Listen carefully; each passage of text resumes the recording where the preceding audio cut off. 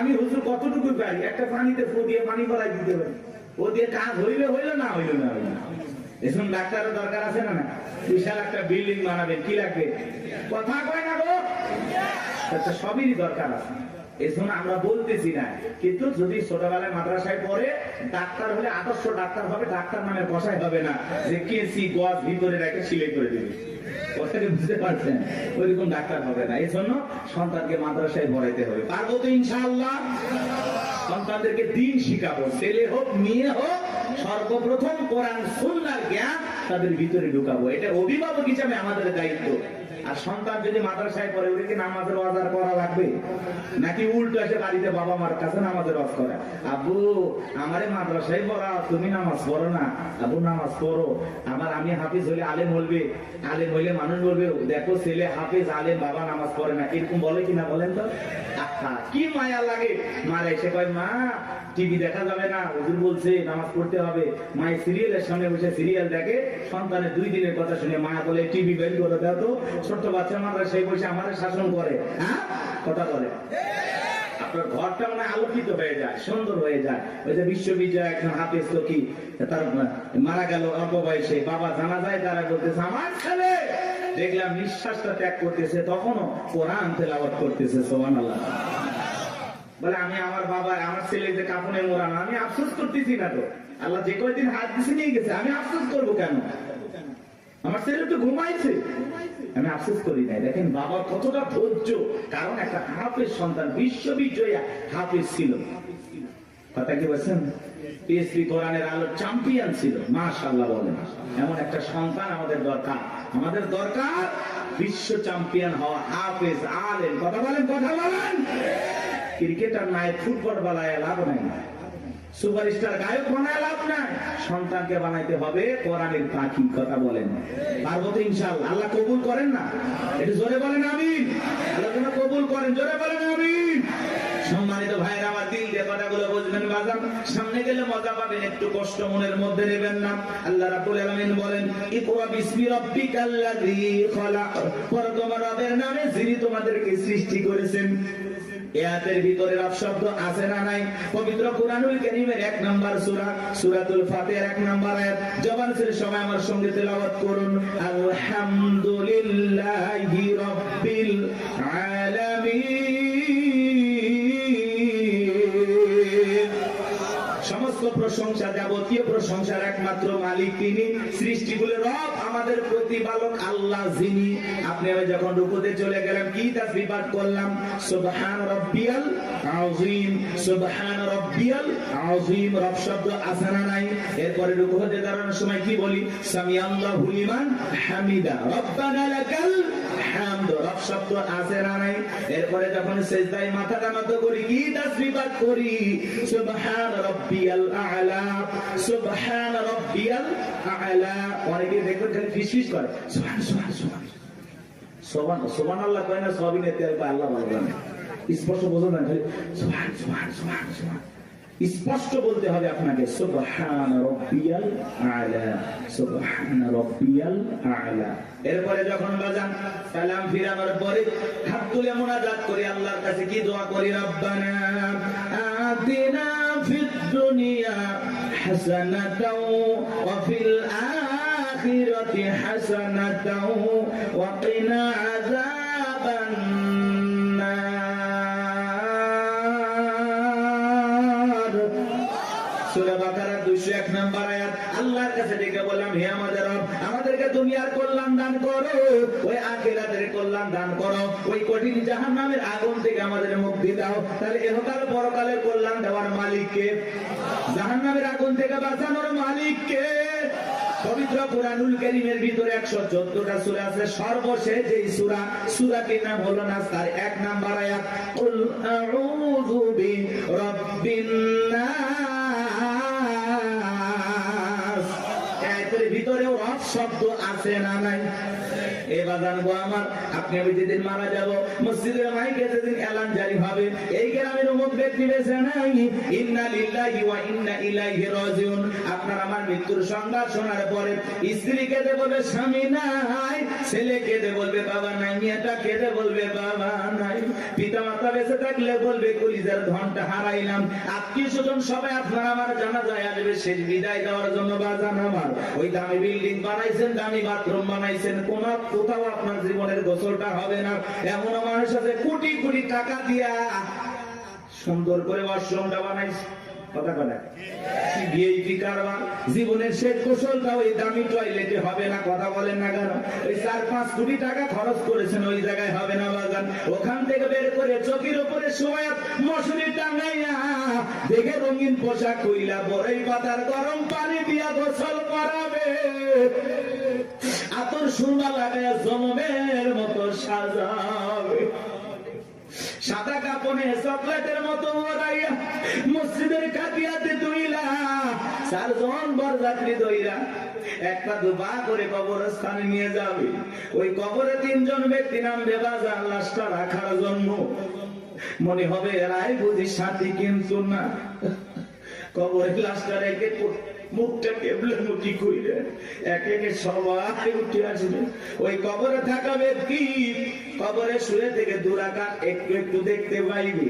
এরপরে যখন বাসের বিছানা বিছায়া দিবে, ছিদ্রগুলো দিয়ে হালকা একটু আলো কবরে প্রবেশ করবে।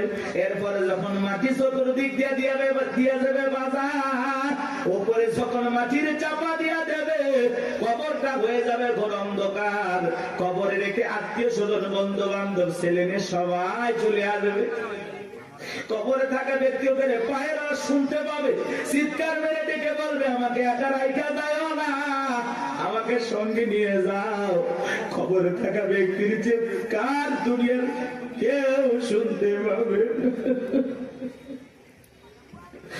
আমার নবী বলেন যে কবরে চলে গেল তার চাইতে অসহায় আর কেউ নাই।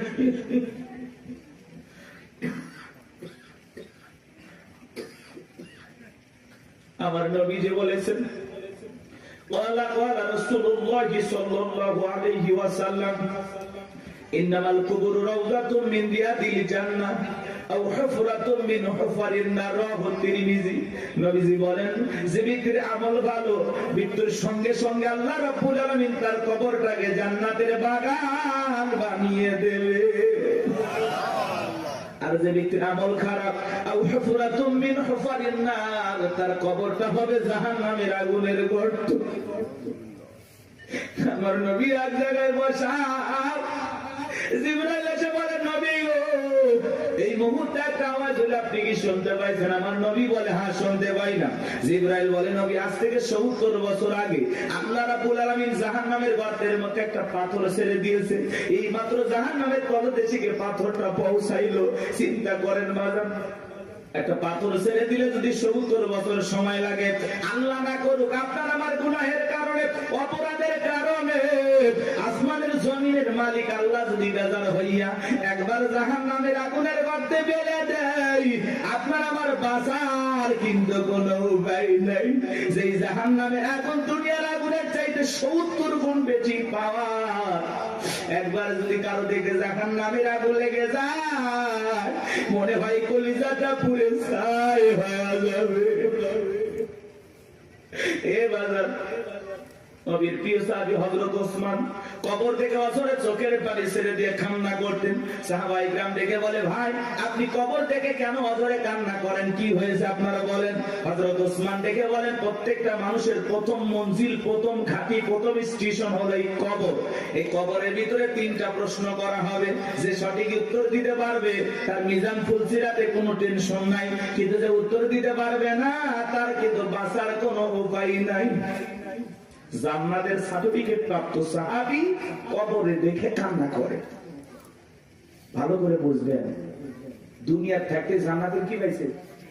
কথা বলেন ভাই, কথা বলেন। সেই মানুষ কবর দেখলে অঝরে কান্না করেন।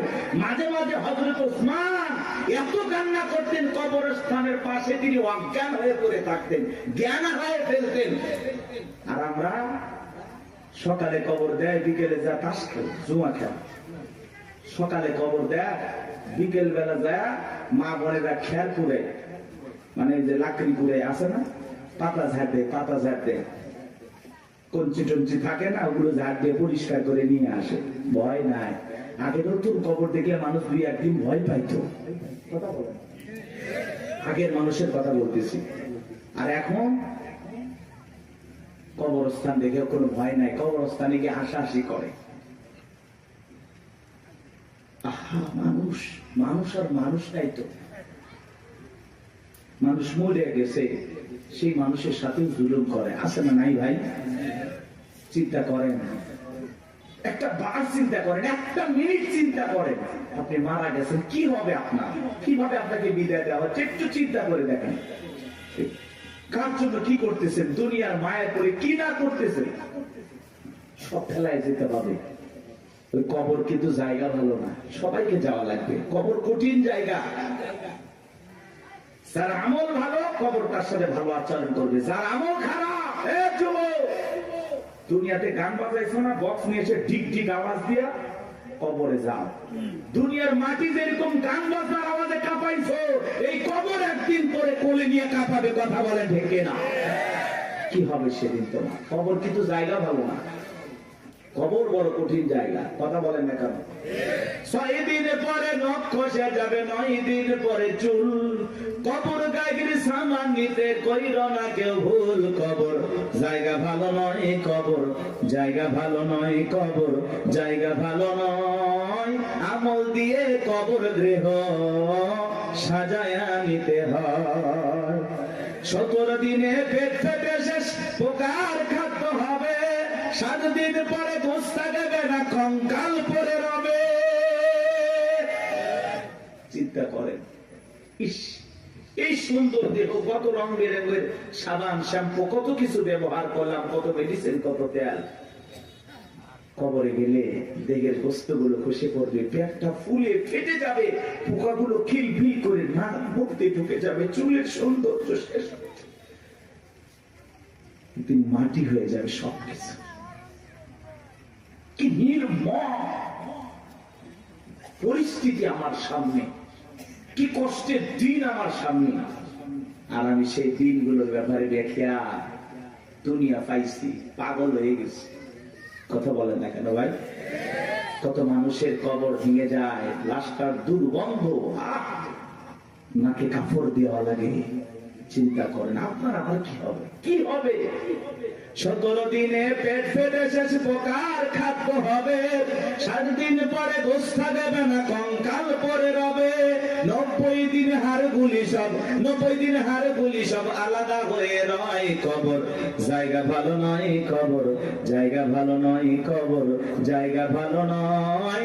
আমল দিয়ে কবর গৃহ সাজায়া নিতে হয়। ওই কবরের ভিতরে 3টা প্রশ্ন করা হবে বাজান। 1 নাম্বার প্রশ্ন করা হবে, মার রব্বুকা, তোমার রব কে? জীবনের পরতে পরতে সব জায়গায় রব, রুহের জগৎ থেকে শুরু করে জীবনের সব জায়গায় রব রব রব। আমরা যেন রবকে ভুলে না যাই। ওই কবরের ভিতরে 1 নাম্বার প্রশ্ন করা হবে, মার রব্বুকা, তোমার রবকে? যারা দুনিয়াতে রবের সাথে সম্পর্ক ভালো ছিল, যারা রবের গোলামি করেছে, রবের বিধান মোতাবেক চলেছে, যাদের রবের সাথে সম্পর্কটা গভীর ছিল, তাদেরকে যখন প্রশ্ন করা হবে মার রব্বুকা, আল্লাহর সে নেককার মুমিন মুত্তাকি বান্দা জবাব দিয়ে বলবে, রব্বি আল্লাহ, রব্বি আল্লাহ, আমার রব আমার আল্লাহ। কিন্তু যারা এই দুনিয়ার জমিনে নাফরমানি করেছে, যারা বলে খাও দাও ফুর্তি করো, দুনিয়াটা মস্ত বড়, শয়তানের ওয়াসওয়াসায় পড়ে যারা মিসগাইড হয়েছে, ভুল পথে পরিচালিত হয়েছে, এই দুনিয়ার জমিনে যারা শয়তানের গোলামি করেছে, তাদেরকে যখন প্রশ্ন করা হবে মার রব্বুকা, তোমার রবকে, আল্লাহর সেই সমস্ত বদকার, আল্লাহর সেই সমস্ত অবাধ্য গোলামেরা জবাব দিতে পারবে না, ফেল ফেল করে তাকায় থাকবে। নেককাররা জবাব দেবে, আর বদকার গুনাহগাররা জবাব দিতে পারবে না, ফেল ফেল করে তাকায় থাকবে। ওরা বলবে কি কয়, হ্যাঁ আফসোস, কি কয় আমি তো বুঝি না। মা রব্বুকা জিজ্ঞাসা করবে তোমার রব কে? আরে ভাই, জীবনে কোনোদিন অফিসে গেলেন না, বসকে চিনবেন কি করে? কথা বলে এই যে দুনিয়াতে যারা আল্লাহ গোলামি করতেছে কি মনে করেন 5 ওয়াক্ত নামাজ পড়ে লোকটা ঠকে গেছে? না, কোরআন সুন্নাহ দিয়ে জীবন সাজায় লোকটা ঠকে গেছে? না, ঠকে নাই। এই যে আমরা দুনিয়াতে আল্লাহর গোলামি করতেছি, এই গোলামির বেতন হিসাবে আল্লাহ আমাদেরকে দেবেন জান্নাত। সুবহানাল্লাহ। এই গোলামির বেতন হিসাবে আমরা পাবো জান্নাত, আর বোনাস হলো দিদারে ইলাহি, আল্লাহ পাকের সাথে জান্নাতীদের সাক্ষাৎ। সুবহানাল্লাহ। বেতনও আছে, বোনাসও আছে, কিন্তু দুনিয়াতে গোলামি করে কবরে যাওয়া লাগবে। আপনি এক ওয়াক্ত নামাজ পড়েন না, রবের সাথে সম্পর্ক নাই, কেমনে জান্নাতে যাবেন? কথা কয় না ভাই? আপনি তো আল্লাহর অফিসই চেনেন না। আল্লাহর অফিস কোথায় চেনেন? কথা কয় না, কথা কয়। রাগ করতেছেন নাকি? এগুলো বললে অনেকে খারাপ লাগে। এক জায়গায় ওয়াজ করে হুজুর মৃত্যুর ওয়াজ এইভাবে করিয়েন না, ভয় লাগে। এরকম লোক কয় হুজুর আমার প্রচুর মৃত্যুর কথা স্মরণ হয়, আমার এত মৃত্যুর কথা ভয় লাগে, মাঝে মাঝে তো আমি মসজিদে মৃত্যুর ভয়ে ঢুকি না। আমি একটা আবার কেমন কথা কয় হুজুর, মসজিদে ঢুকতে যেতে লাশ বহনে খাটিয়া এইটা দেখে আমার এত ভয় লাগে, এই ভয়ে আমি মসজিদে যাই না। এটার নাম কি মৃত্যুর ভয়? কথা বলে না কেন ভাই? কিছু মানুষ আছে কবর করে, বলে না যে আমি 70টা কবর করছি হুজুর, 80টা কবর করছি। আবার পাশে আর একজন লোক হুজুর যে কবর খোঁড়ার কথা বলতেছে, ও আবার যা কবর করে, যে মানুষটা মারা যায় তার ছেলে মেয়েকে বলে, এই তোমার বাবাকে কবর খুললাম, 2 প্যাকেট সিগারেট তো দিলে না। ও যদি 80 লক্ষ কবর করে, কবর কি, কবরে কি হতে পারে এই বুঝ কেউ দিলের ভিতরে আসবে ভাই? কথা বলেন, আসবে? আমাদের অবস্থাটা এমন হয়ে গেছে, কিসের আমল করবো হুজুর? দুনিয়া তো মস্ত বড়, রং তামাশায় আসি ব্যস্ত, রঙিন চশমায় দুনিয়ার সব চাকচিক্য সুন্দর লাগতেছে, একটু গান বাজনা আমোদ প্রমোদ হই হুল্লা। কথা গানে কেন? হাজি মানুষ বাস করে আসছে, নাক নির্বিয়া, বক্স বাজতেছে, কন্ট্রোল করতে পারে না, হাজি পর্যন্ত ডাক দিয়ে করছে লঙ্গি দেয়া। হাজি হাজি অফ করে আসছে। কথা বাস্তব না অবাস্তব? মিথ্যা না সত্য? এরকম আছে না বাজান? মানে আবেগের খেলায় আমরা গুনাহ করতেছি, গুনাহ নাকি আবেগে হয়ে যাচ্ছে। আল্লাহ এরকম আবেগ থেকে আমাদের হেদায়েত দান করেন। এটা জোরে বলেন না আমিন। কষ্ট পাচ্ছেন আপনারা? তাহলে কবরে 1 নাম্বার প্রশ্ন, মার রব্বুকা, তোমার রবকে উত্তর দিতে পারবে তারা আল্লাহর মুমিন, মুত্তাকি, নেককার বান্দা। যারা উত্তর দিতে পারবে না কারা? আল্লাহর গুনাহগার, বদকার, অবাধ্য গোলাম যারা। কথা বলে ঠিক কি না? তাহলে আমরা নেক আমল করে আল্লাহর প্রিয় গোলাম হয়ে কারা কারা কবরে যেতে চায় হাত তুলে দেখা। আল্লাহ আমাদের সবাইকে নেক আমল করা তৌফিক দান করুন। চিল্লা বলুন আমিন। আর একটু জোরে বলুন আমিন। ওয়াজ কি শেষ? এবার দেখেন খেলাটা কোন দিকে যায়, এদিকে খেয়াল করেন। কষ্ট পাইছেন? এই যে হেদায়েতের উদ্দেশ্যে 2-4 মিনিট কথা বললাম, এইবার চলেন। আল্লাহ রাব্বুল আলামিন বলেন, ইন্নাল্লাযীনা ক্বালু রাব্বুনাল্লাহ, নিশ্চয়ই যারা বলে আমাদের রব আল্লাহ। আমাদের রব কে? জোরে করেন না ভাই, একটু চিল্লায়ে বলেন আল্লাহ। এই পৃথিবীর জমিন আল্লাহ যখন কাউকে জিরো থেকে হিরো বানায়, চাওয়ালা থেকে প্রধানমন্ত্রী বানায়, আর মুসলমান জবাই করে। কথা বলে না কেন ভাই? বাংলাদেশে ডক্টর জাকির নায়েক আসবে, ভারতের টেনশন আসবে, আমাদের দেশে আর টেনশন করে ভারতের লোকেরা। কথা বলে না কেন? অনেক উদ্বেগ, তারা বিভ্রান্তিকর বক্তব্য ছড়াচ্ছে যে ডক্টর জাকির নায়েক আসলেই বাংলাদেশে গ্রেফতার করা হবে। কতই সহজ। বাংলাদেশের মানুষকে তো চেনেন না, ধুতি নিয়ে যাইতে পারবেন না। কথা বলে, কথা বলে না। বাংলাদেশে ডক্টর জাকির নায়েক আসবে, তাকে প্রায় 1 মাসের এদেশে সফর করার অনুমতি দেওয়া হয়েছে। বিভিন্ন জায়গায় তিনি বিভিন্ন প্রোগ্রামে অংশগ্রহণ করবেন ইনশাআল্লাহ। একজন দিনের দায়ী, সারা দেশে সারা পৃথিবীতে যার পরিচয় পরিচিতি আছে। ভারতের তার বক্তব্যের শুনে অসংখ্য মানুষ কালেমা পড়ে মুসলমান হয়েছেন। সেই মানুষটা যদি এই দেশে আসে, আমাদের কোনো সমস্যা আছে ভাই? আমরা মুসলিম হিসাবে খুশি, তাকে ধন্যবাদ জানাই। ডক্টর জাকির নায়েককে আমরা সাদরে গ্রহণ করব, লাল গালিচার সংবর্ধনা দেব। কথা বলা ঠিক না?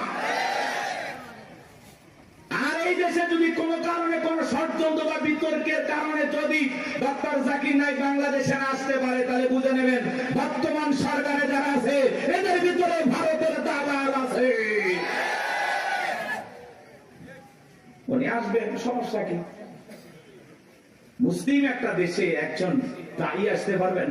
ডক্টর জাকির নায়েকের অসংখ্য লেকচার আপনারা শুনেছেন, আলোচনা শুনেছেন। ভালো লাগে না? ভালো লাগে না? চমৎকার কথা বলেন। ভারত সরকার তার টিভি চ্যানেল বন্ধ করে দিয়েছেন, তাকেও দেশ থেকে বিতাড়িত করেছেন। এখন তিনি বিভিন্ন দেশ সফর করেন, বিভিন্ন দেশে থাকেন। আলহামদুলিল্লাহ, আমাদের দেশও আসবেন তারই ধারাবাহিকতায় আলহামদুলিল্লাহ আমরা গ্রহণ করবো। উনি আসবেন, ঘুরিয়ে ফিরে চলে যাবেন, সমস্যাটা কোথায়? এতে ভারতের মাথা ব্যথা দরকার আছে? আমাদের দেশে আমরা ডক্টর জাকির নায়েককে নিয়ে আসবো নাকি খানায় খাবার ইমামকে নিয়ে আসবো, সেটা ভারতের কাছ থেকে শোনা লাগবে। ভারতের কথা আমরা চলি, এজন্য আমরা বলেছি আমরা বারবার রক্ত দিয়ে দেশকে স্বাধীন করেছি। আমরা না হতে চাই ভারতের গোলাম, না হতে চাই আমেরিকার গোলাম, আমরা সবাই আল্লাহর গোলাম। এটা আমাদের জীবনের সবচেয়ে বড় পরিচয়। আমরা কার গোলাম? আল্লাহর গোলাম। আমরা দুনিয়াতে কারো গোলামি করার জন্য জন্ম হই নাই, আমরা গোলামি করবো একজন, আর তিনি আমাদের রব, তিনি আমাদের সব। কথা বলে ঠিক না? ডক্টর জাকির নায়েক আসতেছে খুব দ্রুত, 28 নভেম্বরের মধ্যেই বাংলাদেশে আসবেন ইনশাআল্লাহ। তার সফরকে আল্লাহ কবুল করেন। একটু জোরে বলেন আমিন। এটা নিয়ে ভারতের মাথা ব্যথা, অনেক টেনশন, মিডিয়াতে অনেক আলোচনা, তুমুল আলোচনা, সমালোচনা চলতেছে, বিতর্ক চলতেছে। সব বিতর্কের অবসান ঘটবে উনি যখন বাংলাদেশ বিমানবন্দরে পৌঁছাবে। আশা করি উনি আসবে ইনশাআল্লাহ। আমার ভাইরা দিল দিয়ে কথাগুলো বোঝার চেষ্টা করবেন। ইন্নাল্লাযীনা ক্বালু রাব্বুনাল্লাহ, নিশ্চয়ই যারা বলে আমাদের রব আল্লাহ। গভীর মনোযোগ দিয়ে কথাগুলো শুনবেন বাজান। এই পৃথিবীর জমিন আল্লাহ কাউকে জিরো থেকে হিরো বানায়, সাওয়ালা থেকে প্রধানমন্ত্রী বানায়। নিঃস্ব পৃথিবীতে কেউ বেঁচে নাই। চিল্লায় বলে দুনিয়াতে আমার কেউ নাই। সেই মানুষটাকে আল্লাহ নিঃস্ব থেকে ক্ষমতার চেয়ারে বসায়, সেই মানুষটাও ক্ষমতার চেয়ারে বসে জুলুম করে, অত্যাচার করে। কথা বলেন ঠিক কি না? এই পৃথিবীর জমিনে এরকম একজন জালেম ছিল ভবঘুরে, যে নিজেকে আনা রব্বুকুমুল আলা বলে দাবি করেছিল, নিজেকে প্রভু বলে দাবি করেছিল, খোদা বলে দাবি করেছিল, রব বলে দাবি করেছিল। এ ছিল একটা ভবঘুরে যুবক। ভবঘুরে যুবক মানে বোঝেন না? যারা ইয়াবা, ফেনসিডিল, গাঁজা, মদ খায়, গাছক ধাক্কা মারে। ভাইজান সাইদ খান আছে না? নাই? বাড়িতে যা বলে বউ দরজা খোল, কথাকে বোঝেন নাই? বউ যখন দরজা খুলে দিয়েছে, ভাই মা এত দেরি করলি কেন? বউ তখন দিকে বলে কি ব্যাপার, আমার মা কইলি কেন? আজকে একটু বেশি মাল খাচ্ছি, তুই মা না বউ বুঝতে পারতেছি না। এরকম মাতাল আছে না নাই? কিছু কিছু ছেলে পেলে আছে সন্ধ্যা হলে ঘরে দরজা বন্ধ করে জিকির করে, ইজ্ঞাবা ইজ্ঞাবা ইজ্ঞাবা। মা বাবা চিন্তা করে, বাবা এটা কিসের ট্যাবলেট? জর্ষতি বলা কথা কই, কিচ্ছু বোঝার দরকার নাই, টাকা দে নইলে তোর মাথা ফাটাবো। এরকম ইয়াবা খোর আছে না নাই? যারা ইয়াবা খায়, ফেন্সিডিল খায়, গাঁজা মদ খায়, যুবক রে, সমাজের মানুষ তাদেরকে নেশাখোর বলে, টোকায় বলে। যারা নেশা করে তাদেরকে মানুষ ভালো চোখে দেখে না। সে ভালো সন্তান হতে পারে না, ভালো স্বামী হতে পারে না, ভালো বাবা হতে পারে না। নিঃস্ব করে সে সবাইকে। কথা বলে নেশা করে তার পরিবারকে নিঃস্ব করে। এই জন্য হাতে পায়ে অনুরোধ করে বলে যায়, যুবক নেশাদ্রব্য পান করা যাবে না, মাদক সেবন করা যাবে না। যে মুখে মা, সেই মুখে মাদক তোলা যাবে না। মাদককে না বলুন। কথা বলে না? মাদক সেবন করা যাবে, নেশাদ্রব্য পান করা যাবে। যারা মদ পান করবে এদের জন্য জান্নাত হালাল না হারাম? ওদের জন্য জান্নাত হারাম হয়ে যায়। জান্নাত যদি হারাম হয়ে যাবেন কোথায়? এই জন্য আমরা দুনিয়াতে নিজেরাই মদ আল্লাহ তাআলা হারাম করে দিয়েছেন। আমি আমার উপরে এটা হারাম মানবো যে না, আল্লাহ হারাম করে দিয়েছেন, এই মদকে আমি স্পর্শ করব না। আমি জান্নাতে যাই শরাব পান করব। শরাবের ঝর্ণা আছে, সুবহানাল্লাহ কোন, মধুর ঝর্ণা, দুধের ঝর্ণা, পানির ঝর্ণা, শরাবের ঝর্ণা। হাতের স্পর্শ ছাড়া কি কাজ করতেছে? সুবহানাল্লাহ। জান্নাত যে কত সুখের জায়গা, কেমনে বোঝাবো? ও কল্পনা করা যায় না। আল্লাহ এত সুন্দর করে জান্নাত বানাইছে। সুবহানাল্লাহ বলেন। কষ্ট হচ্ছে আপনাদের? তাহলে এই যুবক নেশাদ্রব্য পান করা যাবে? যাবে? এগুলো আজে বাজে ফালতু জিনিস না খাইয়া, ওই ইয়াবা ফেন্সিডিল না খাই, ওই টাকাটা জমায়া বউকে মাসে একটা করে ধীরিস উপহার দাও। কিছু না পাইলে অন্তত 12টা মাসে 12টা বাসর রাখাইবা। কথা কোন ঠিক কি না? হ্যাঁ, আলামিন ভাইয়ের কাছ থেকে যদি সুন্দর একটা শাড়ি দিতে পারতো, কথাই নাই। মেয়েরা সবচেয়ে পছন্দ করে কোন কালারের শাড়ি জানো? নীল কালারের শাড়ি। কথা কয় না? নীল কালারের শাড়ি বউরে কিনে দেবেন, যদি আপনার বউ বেজার হয় টাকা আমি দেব। কথা কয় না, কথা কয় না। এই কালারটা মেয়েরা সবচেয়ে চয়েস করে বেশি। যদি পারেন আলামিন ভাইয়ের সাথে যোগাযোগ করে একটা শাড়ি খালি দিয়ে দেখেন, ওই দিন বইয়ের ব্যবহার দেখে সারা জীবন আপনার মনে থাকবে। কথা বলে ঠিক না? এই জন্য আজে বাজে জিনিস না খাইয়া ওই টাকা জমায়া বউ বাচ্চার কাপড় কিনে দেব, ওদের মুখে হাসি ফোটাবো ইনশাআল্লাহ। কোন কোন যুবক আছো মাদক দ্রব্য স্পর্শ করবা না, মাদক নিজের উপরে হারাম করবা, হাত করো, জীবনে কোনোদিন স্পর্শ করবো না ইনশাআল্লাহ। আজকের এই জান্নাতের বাগান থেকে ওয়াদা দিলাম যে আল্লাহ আমরা জীবনে কোনোদিন নিশাদ্রব্য স্পর্শ করবো না। দয়া করে তোমার জান্নাতের শরাবের নহরটা একটু আমার জন্য বরাদ্দ রাখো। একটু জোরে কর না আমি। হাত নামান আমার ভাইয়েরা। এই ফিরাউন ছিল একটা ভবঘুরে যুবক, এর নাম ছিল কাবুজ। বলকে বলা হতো, কিত্তিদের তরফ থেকে নাম ছিল রামশিস। মিশরের বাদশাহর নাম হলো ফিরাউন। সংক্ষিপ্ত ঘটনা 2-1 মিনিটে বলে সামনের দিকে যাবো জানবো আমার। এসে গেল সর্বপ্রথম মিশরে যাওয়ার পরে বাজান সর্বপ্রথম হলো তরমুজের ক্ষেতের লেবার। কিছুদিন লিবারি করলেন, ওই দেশের সরকারি গোরস্থানের দারোয়ান লাগবে। ঢোলপিটায় খবর দেওয়া হলো, হাজার হাজার মানুষ লাইনের করতে হয়ে গেছে গোরস্থানের দারোয়ান হওয়ার জন্য।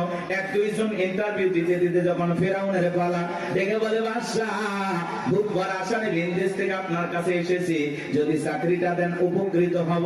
এমন ভাবে কথাগুলো উপস্থাপন করলেন, বাদশার মায়া লাগে গেল। বলে আপনার সাথে ভালো মানুষ মিশর আর কেউ নাই, বুকবার আসামে বিদেশ থেকে আসছি, পরিবার পরিজন আছে, দয়া করে যদি চাকরিটা দেন সারা জীবন আপনার প্রতি কৃতজ্ঞ থাকবো। এমন ভাবে কথাগুলো বললেন, কথা আছে দুষ্ট লোকের মিষ্টি কথা। বাদশার ভালো লেগে গেল। বাদশা ডেকে বলে ইন্টারভিউ বন্ধ করো, এই কাবুজ নামের ছেলেটাকে মিশরের সরকারি গোরস্থানের দারোয়ানের চাকরিটা দেওয়া হলো। এইবার সরকারি গোরস্থানের দারোয়ানের চাকরি পাওয়ার পর ফেরাউন চিন্তা করে বাদশা প্রতি মাসে বেতন দিবে, ঠিক আছে, কিন্তু এই টাকা দিয়ে চলবে না, আমার সাইড ইনকাম করা দরকার। এইবার যারা লাশ দাফন করতে আসে ওদেরকে ডেকে বলে, শোনো, লাশ প্রতি একটা করে দিরহাম যদি দাও লাশ দাফন করতে দেবো, না হলে লাশ দাফন করতে দেবো না। জনগণ টেনশনে পড়ে গেল, একটা দিরহামের জন্য বাদশার দরবার বিচার নিয়ে যাব, লাশ পয়সা বলে শেষ হয়ে যাবে, যদি পাই 1 টাকাই ছেলেটাই পাক। এই কথা ভেবে জনগণ একটা করে দিরহাম ফেরাউনকে দেওয়া শুরু করলো। আপনারা বলেন তো বাংলাদেশের মানুষের নাম কি? ঘুষ। ঘুষ 1 টাকা হইলে ওটা কি ঘুষ? এটা কিন্তু বাংলাদেশে আছে আছে আছে। শোনো এই দেশটার গল্প করি, দেশটা মনে হয় স্বপ্নপুরী, শুধু কর ঘুষ কর মদ কর জুয়া কর, হেতায় আছে ভুরি ভুরি, হেতায় আছে ভুরি ভুরি। এ দেশে অসৎ কামাই কেউ করে না, তবে ঘুষের টাকা পেলে কেউ তো ছাড়ে না। টেবিলের নিচ দিয়ে হাত বাড়িয়ে কালো টাকাটা নেই সারিয়ে, টেবিলের নিচ দিয়ে হাত বাড়িয়ে কালো টাকাটা নেই সারিয়ে, করছে ওরা বড় দেশের চুরি, করছে ওরা বড় দেশের চুরি। শোনো এ দেশটার গল্প করি, আছে না নাই? আমার ভাইয়েরা একটা করে দিরহাম জনগণ দেওয়া শুরু করলো। আল্লাহ রাব্বুল আলামিন ওই সময় একটা মহামারী দিল। 2020 সালে আল্লাহ তাআলা আমাদেরকে একটা মহামারী দিয়েছিলেন, ধরো না ছুঁয়ো না, নাম হলো করোনা। করোনা রোগে আক্রান্ত হয়ে বাবা মারা গেছে, ছেলে বাবার লাশটাও দেখতে যায় নাই, বাবার কবরে মাটিও দেয় নাই। বাবার সম্পত্তি ভালো লাগে, মৃত বাবার লাশকে বোঝা মনে হয়। কথা বলে। মায়ের করোনা হয়েছে, জঙ্গলে ফেলা আসছে। বন্ধুর করোনা হয়েছে, বন্ধু দেখতে যায় নাই। ভাইয়ের করোনা হয়েছে, ভাই দেখতে যায় নাই। স্বামীর করোনা হয়েছে, স্ত্রীর কাছে যায় নাই। খাবারের প্লেটটা সাজায় লম্বা একটা বাঁশের লাঠি দিয়ে আস্তে করে স্বামীর ঘরে খাবার ঢোকায় দিয়েছে। কথা বলেন। স্বামী যখন সুস্থ হয়েছে, বিবি কাছে ডাকে বলে, জোসনার বাপ, আমি তোমার কত ভালোবাসি তুমি জানো না। শাড়িটা দিয়ে সুন্দর করে মুখটা মোছায় দিতেছে, আর ডেকে বলে, জোসনার বাপ, তাহাজ্জুদ পড়ে পড়ে তোমার জন্য দোয়া করেছি, আল্লাহ আমার জোসনার বাপের হায়াত বাড়ায় দাও। স্বামী মনে মনে হাসে আর বলে, বিবি রে, তুই যে আমার কত ভালোবাসিস, আমার বোঝা হয়ে গেছে। আমি যখন অসুস্থ ছিলাম, জানালা দরজার দিকে তাকায় থাকতাম, এই বুঝি দরজা জানালা করে গল্প করবি, 2টা কথা বলবি, একবারও দেখা করলি না। মোবাইলে তোর ছবি দেখে দেখে মনের দুঃখের কথা ভুলে যাইতাম। তুই যে আমার কত ভালোবাসিস প্রমাণ আমি পাইছি। আমি যখন অসুস্থ ছিলাম, আমারে তুই বাঁশ দিয়া খাওয়াইছিস। কথা বলা এজন্য করোনা মহামারী বুঝে দিয়েছে, দুনিয়াতে কেউ কারো আপন না। কথা বলেন, কথা বলেন, সত্য না মিথ্যা? ওই সময় একটা আতঙ্ক ভয়, কেউ কারো কাছে যায় নাই। বাজানো আমার এই দুনিয়াতে একটা করোনা মহামারীতে মানুষ মারা গেল, মানুষ আর একটা মানুষের কাছে গেল না, বাবার কাছে সন্তান গেল না। তাহলে ভেবে দেখেন বাজান, দুনিয়াতে কেউ কারো আপন না, সব মিথ্যা মায়া, মিথ্যা মায়া। কথা কয় না তো? আপনি কি মনে করেন আপনি মারা গেলে আপনার পরিবারের লোকজন আপনাকে ছাড়া অচল হয়ে যাবে, তারা ভেঙে পড়বে? কিচ্ছু হবে না তাদের। আপনি মরে গেলেও আপন গতিতে আপনার পরিবারের লোকজন তাদের জীবন সাজাবে, আপনার জন্য কেউ অপেক্ষা করবে না। আপনার জন্য পৃথিবীর কোনো কিছু থেমে থাকবে না, না দোকান, না ব্যবসা প্রতিষ্ঠান, না আপনার স্ত্রী, না আপনার সন্তান, না আপনার ব্যবসা বাণিজ্য, ক্ষেত খামার, কোনো কিছুই থেমে থাকবে না। আপনি মরে গেলেও সব আপন গতিতেই চলবে। কথা বলে ঠিক না? বরং আমরাই বেশি বেশি ভাবতেছি যে আমি মরে গেলে আমার পরিবারে কি হবে না হবে, ওদের কথা ভাবতে গিয়ে আমরা আখিরাত ভুলে গেছি। এজন্য আসুন আখিরাতকে টার্গেট করি। কথা বলে না, আখিরাতকে টার্গেট করি। এর মধ্যে দুনিয়া যতটুকু হয় হইলেও আলহামদুলিল্লাহ, না হইলে আলহামদুলিল্লাহ। কথা বলে ঠিক না? কিন্তু বেশি দুনিয়াকে টার্গেট করলে আখিরাত আমাদের কাছ থেকে দূরে সরে যাবে। এজন্য আমরা দুনিয়া টার্গেট করবো না, আখিরাত। আমাদের কার প্রয়োজন বেশি? আল্লাহকে প্রয়োজন দরকার না? তাহলে আখিরাতকে টার্গেট করতে হবে। এই পৃথিবীতে আল্লাহ হলো আমাদের সবচেয়ে আপন। স্ত্রী বলেন, সন্তান বলেন, সবাই স্বার্থ, স্বার্থ, স্বার্থ ছাড়া কেউ আপনাকে চেনে না।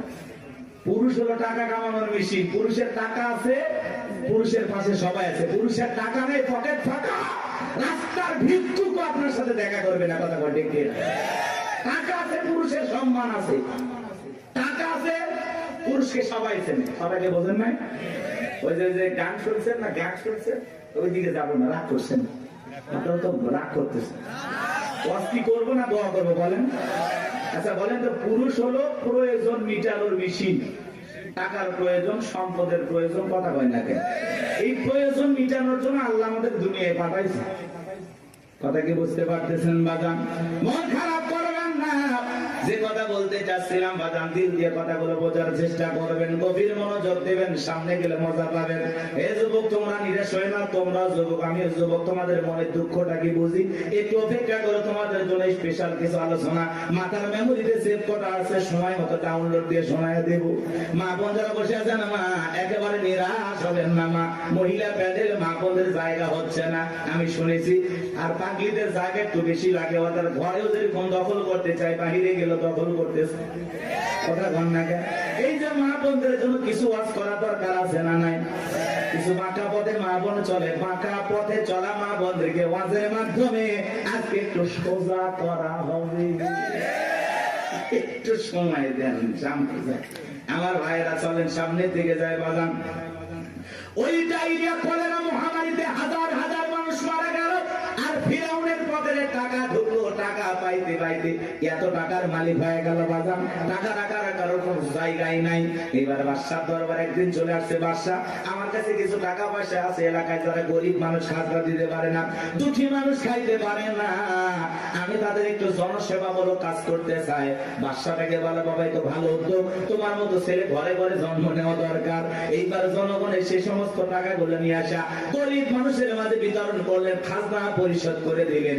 বলেন তো টাঙ্গাইলের মুসলমান বুঝে থাকলে বলেন তো টাকাগুলো ছিল কার? মাইক ধরে বলতেছে 5 লাখ দেব, ওই টাকা পাবে কোথা থেকে? আসমানের ফেরেশতারা প্যাকেট পাঠাবে নাকি? ভালো করে বুঝবেন কোন টাকা কোন জায়গায় যায়।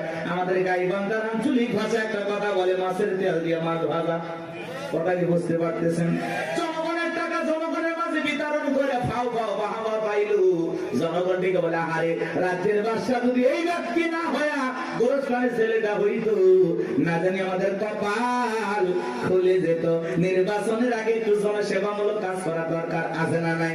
আমার এলাকার এক নেতা কাঁচা রাস্তা মানে মাটির রাস্তা বোঝেন তো বাজান, ইট পাড়তেছে, 2 গাড়ি ইট পাড়তেছে। মানুষজন বলে, বাবা ইট পাড়তেছে, তুমি তো এখনো নেতা হয় নাই, কারণটা কি? ছেলেটা বলতেছে, আপাতত ইট পেলে দিলাম, আর ভবিষ্যতে আমার মার্কায় যদি সিলভারে এলাকার নেতা বানায় দিতে পারে, আমার 1 নাম্বার টার্গেট এই কাঁচা রাস্তা পাকা করা। এই রাস্তাতে আপনাদের ছেলে স্কুলে যাইতে পারে না, আপনারা হাটে বাজারে যাইতে পারেন না, মাঝে মাঝে আপনাদের কথা মনে হলে রাতে ঘুম আসে না। কি অভিনয়! নেতা হতে গেলে অভিনয় জানার দরকার আছে তো না? কথা কয় না। যারাই নেতা এরাই কিন্তু পুরোটা কি অভিনেতা। অভিনয় না জানলে নেতা হওয়া যায় না বাজান। ভালো করে বোঝার চেষ্টা করবেন। জনগণ বিশ্বাস করে যদি নেতার মার্কায় সিল মারে নেতাকে নির্বাচিত করে, নেতা তো এলাকায় থাকে না, ঢাকা শহরে বান্ধবী নিয়ে ঘুমায়। কথা বলেন ঠিক কিনা? মার্কা থাকে যে কয়দিন, নেতার আনা গোনা সে কয়দিন। আমরাও জনগণ কম খারাপ না। 1.5 টাকার বিরিয়ার 3 টাকার চা খায় কি স্লোগান? বল্টু ভাইয়ের চরিত্র ফুলের মতো পবিত্র। নামাজ পড়া কক্ষ গাঁজা খাই 5 ওয়াক্ত কমসুরিতে বাঁকা ভক্ত। শয়তানের 1 নাম্বার ভক্ত। হুজুরদের জন্য খুবই শক্ত, চুষা খাই গরিবের রক্ত। পোস্টার লেখা যে গরিবের বন্ধু, ভোট দিয়ে দেখেন গরিবের কয় নাম্বার শত্রু। কথা বলেন। রাস্তার একটা ভিক্ষুক মহিলার দিকে 500 টাকা দিয়ে বলে, আপনার চেহারার মাঝে আমি আমার মাকে খুঁজে পাই। আম গাছে নেতার ছবি ঝুলানো থাকে। নির্বাচিত হওয়ার পরে এলাকায় থাকে না। আম গাছে বিদ্যুতের ঘুড়িতে নেতার বিশাল বিশাল ছবি, আর লেখা আছে আমি অমুক নেতা, যারা গালি বদনা। পবিত্র ঈদ উল আজহার শুভেচ্ছা, পবিত্র ঈদ উল ফিতরের শুভেচ্ছা। খালি ব্যানার দিয়ে শুভেচ্ছা জানায়, জীবনে কোনোদিন আর কাছে আসে না। এই নেতা ওই ব্যানার লক্ষ লক্ষ টাকা দিয়ে না বানাইয়া, ওই ব্যানারের টাকা দিয়ে যদি গরিব দুঃখী মানুষের মাঝে বিতরণ করো, তোমার ব্যানার লাগবে না গো, ব্যানার লাগবে না। জনগণ তোমার মার্কায় জায়গা মতো সিল মেরে দেবে। কথা কোন ঠিক কিনা? কিন্তু ওই যে মার্কা থাকে যে কয়দিন নেতার আনা গোনা সে কয়দিন অলিতে গলিতে নেতাকে পাওয়া যায়। মানুষ মলে জানা যায় হাজির, জুমার নামাজের সামনে হাজির, আসরের নামাজ পড়ে 2 বার। কথা কয় না। এক নেতা মানুষকে সালাম দিতে দিতে হোশ হারায় ফেলছে। রাস্তার খেজুর গাছ পায় এক লাইনে সালাম দিয়ে যাচ্ছে। কর্মী চাচা ভেতরে কয় নেতা এটা মানুষ না খেজুর গাছ। নেতা বলতেছে আমি মনে করছি এটাও ভোটার। কথাকে বুঝতে পারতেছেন বাজান? এই জন্য আপনাকে আমাদের পরিবর্তন হওয়া লাগবে বাজান। বারবার ওদের কথায় ভোলা যাবে না, ভোলা যাবে না। আমাদেরকে ভালো ভালো লাগবে। মনে রাখবেন বাজান, দেশের জনগণ 1 নাম্বার, নেতা 1 নাম্বার হবে। আপনি যদি পরিবর্তন করতে চান, অবশ্যই সমাজটাকে পরিবর্তন করতে পারবেন। এই জন্য আগে নিজের ভালো হওয়া লাগবে। আপনি যেমন দেশের নেতাও কিন্তু ওইরকম হবে। 2 নাম্বার আপনি নেতা হবে 4 নাম্বার। কথা কি বুঝছেন? আপনি সিটার নেতা হবে বিশ্ব সিটার। করলে কি ভয় পাচ্ছেন নাকি? আমি কোন দলে দালালি করতেছি? আমরা আগে ঠিক হবে। এক পাগল গাছের নিচে হাত তুলে বলে আল্লাহ,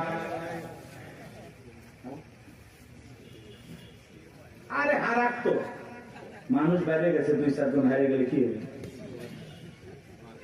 পরে খুঁজবো ওই মা কি মা আজকে শুরু করছে নাকি বাচ্চা নিয়ে আসে। মাকে ধর, মাকে বাচ্চা হারায় যায়, মা কইতে পারবে না, মা না পাগলি। বাচ্চাকে কন্ট্রোল করবেন না।